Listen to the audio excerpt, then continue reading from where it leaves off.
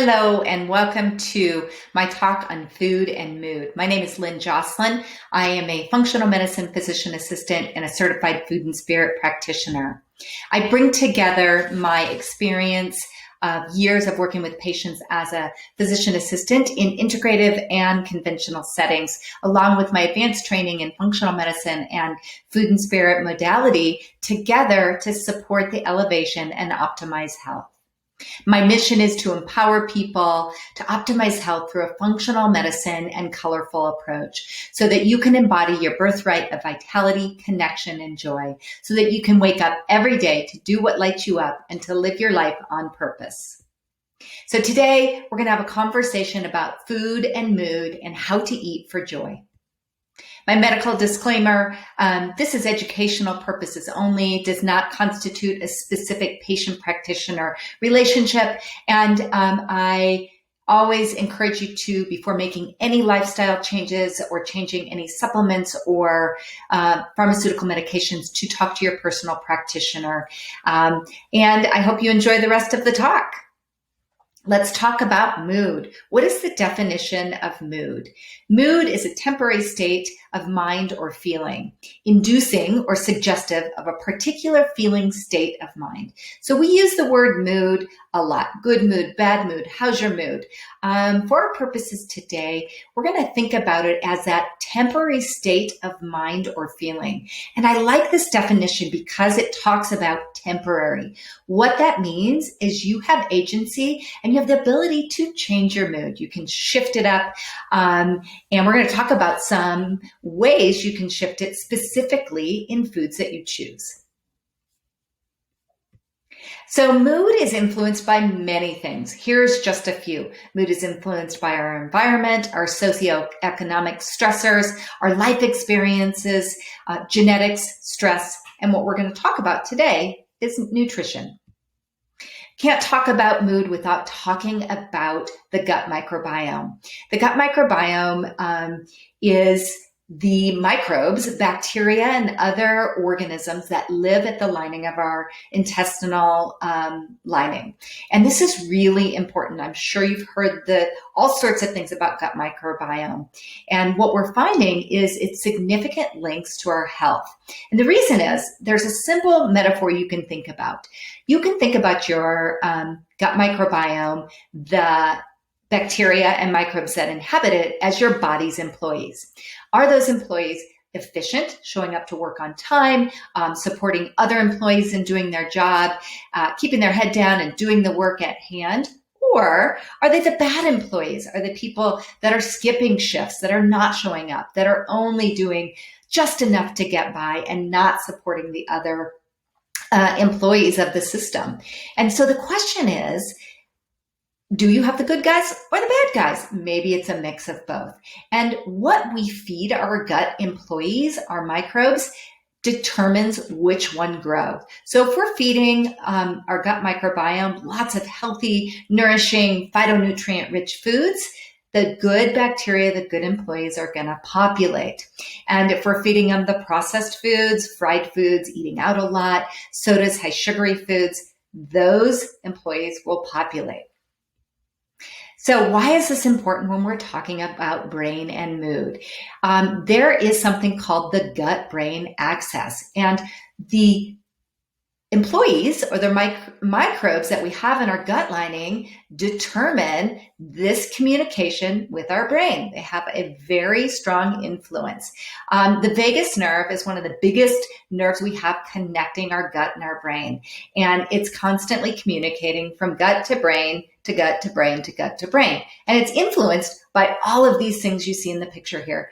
Our food intake, how we eat, do we eat quickly, do we eat slow and mindfully, our cognitive behavior, the amount of stressors, both physiological stressors and stressors in our environment, our social interaction, are we experiencing a lot of fear? What is our diet like? Is it the standard American diet of processed foods, or is it rich in phytonutrient-rich, beautiful vegetables? What are our genetics? And what is our medical history? How were we delivered? That actually does make a difference of our microbiome.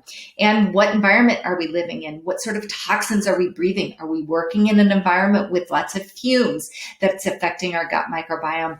What kind of medications and supplements are we taking? And what kind of movement are we doing? All of this has an impact on how well the gut brain axis is communicating and whether or not it's inflamed. So moving on to talking about foods and moods. What are the key nutrients in food that have been found to reduce depression? Just a big broad overview here. Certain amino acids such as tryptophan and tyrosine, foods rich in B vitamins, fiber, iron, magnesium, omega-3 fatty acids, foods rich in phytonutrients, potassium, selenium, vitamin C, vitamin D, and zinc. So that's a pretty exhaustive list. Now we're going to break it down and look specifically at what those foods are you can bring into your daily diet. So foods to elevate your mood. Foods rich in B vitamins. Look over here at this picture. Lots of beautiful foods. We have salmon, leafy greens, high quality organ meats, eggs, beef, oysters, clams, or mussels, legumes, nutritional yeast, nuts, and seeds. So why is foods rich in B vitamins supportive for our mood? Now, you do not need to know this slide, but I just wanted to show you a big, broad overview. If you look over here at the beautiful colored dots, these are all the different types of B vitamins that are essential and necessary for our metabolic systems to run. This is complicated pathways that actually are constantly running in our body. And if you look at all the colors here, these are all the different B vitamins that are necessary for these enzymatic reactions to occur. So if you're not getting B vitamins, these pathways are sluggish. And why is it important? These pink dots are also for B vitamins. Folate metabolism.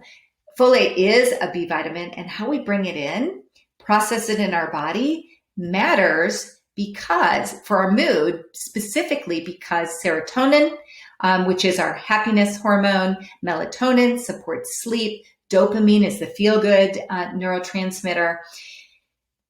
All of these are impacted by B vitamins because that busy slide, this is the precursor to making these neurotransmitters that are essential in living with a good mood, elevated mood, and lower depression rates. Let's move on to fatty fish. Types of fatty fish are salmon, trout, sardines, wild cold water caught fish. And the reason this is important is they're rich in omega-3 fatty acids and B vitamins, as we just talked about. So let's take a look at understanding fatty acids. Both omega-3 and omega-6 are called essential fatty acids, meaning we need to get them from dietary sources. But the balance of these in our body is important. And people eating a standard American processed food diet have a much higher ratio of omega-6 to omega-3. It's typically about 16 to 1. And we want to see this ratio closer to 1 to 1. So the way to do that is you decrease the foods that are bringing the omega-6 and you increase the foods with the omega-3s. So things like that fatty fish that we just talked about. If you look down here, different ratios will begin to, as you bring the ratio down of omega-6 to 3, closer to 1 to 1, you begin to reduce inflammation in the body.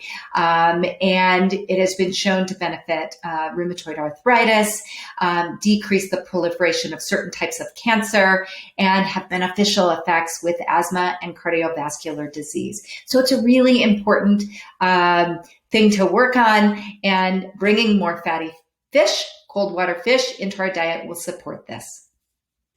So what's next? Foods to elevate mood, nuts and seeds. These are high in B vitamins. We've already talked about that. Fiber, iron, magnesium, phytonutrients, potassium, protein, selenium, and zinc. So let's spotlight magnesium when we talk about nuts. Magnesium is a very important mineral in the body that is a cofactor in over 300 biochemical processes. Mainly it works, well, it works in so many processes in our body, but when it comes to mood, it works with our neurochemicals, neurotransmitters, and hormones. And it's been linked to people who are deficient in magnesium, have been linked to depression, anxiety, sleep issues, hormone disruption, and so much more. It's commonly deficient in our diets.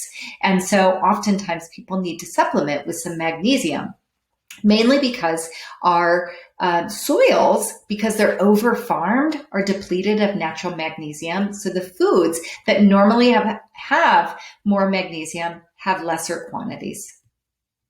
All right, let's take a look at our next up on foods that will support our mood. Cruciferous vegetables. They bring increased fiber, folate, which is an important B vitamin, iron, phytonutrients, potassium, selenium, vitamin C, vitamin A, and zinc.